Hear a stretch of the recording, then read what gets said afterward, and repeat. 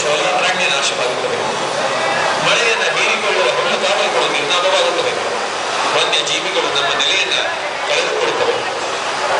ಯೋಜನೆಗಳ ಕಾಮಗಾರಿಯಾದಲ್ಲಿ ಬೆಟ್ಟಗಳನ್ನು ಕೊರೆದು ಅಪಾರ ಪ್ರಮಾಣದ ಕಲ್ಲು ಮಣ್ಣುಗಳನ್ನು ರಾಶಿ ಹಾಕುವಾಗ ನದಿಯ ಚಿಕ್ಕ ಚಿಕ್ಕ ಚರಿತರೆಗಳು ಮುಚ್ಚಿ ಹೋಗಿ ನೈಸರ್ಗಿಕ ಅಸಮತೋಲನ ಉಂಟಾಗುತ್ತದೆ. ಪಶ್ಚಿಮ ಘಟ್ಟದ ಪ್ರಾಕೃತಿಕ ಸಂಪತ್ತನ್ನು ಸಂಪೂರ್ಣ ನಾಶ ಮಾಡಿ ಕೊನೆಗೆ ಅತ್ತ ಬಯಲು ಸೀಮೆಗೂ ನೀರಿಲ್ಲ, ಇತ್ತ ಕರಾವಳಿಗೂ ನೀರಿಲ್ಲ. ನೇತ್ರಾವತಿ ನದಿಯನ್ನೇ ಕೊಂದು ಬಿಡಬೇಕು ಅನ್ನುವ ಯೋಜನೆ ಸಫಲವಾಗುತ್ತದೆ. ಒಂದು ವಿಧಾನಸೌಧ ಬಿದ್ರೆ ಅಂತ ಒಟ್ಟಲ್ಲ, ಹತ್ತಲ್ಲ, 100 ವಿಧಾನಸೌಧ ಕಟ್ಟಬಹುದು.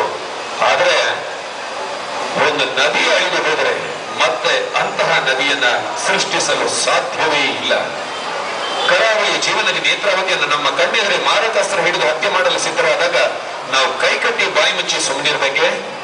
ನಮ್ಮೆಲ್ಲರ ಸ್ವರ ಕರ ಇರಲಿ ಸದಾ ನೇತ್ರಾವತಿಯ ಪರ. ಜೈ ನೇತ್ರಾವತಿ. ಬನ್ನಿ ನೇತ್ರಾವತಿ ನದಿಯನ್ನ ಉಳಿಸೋಣ.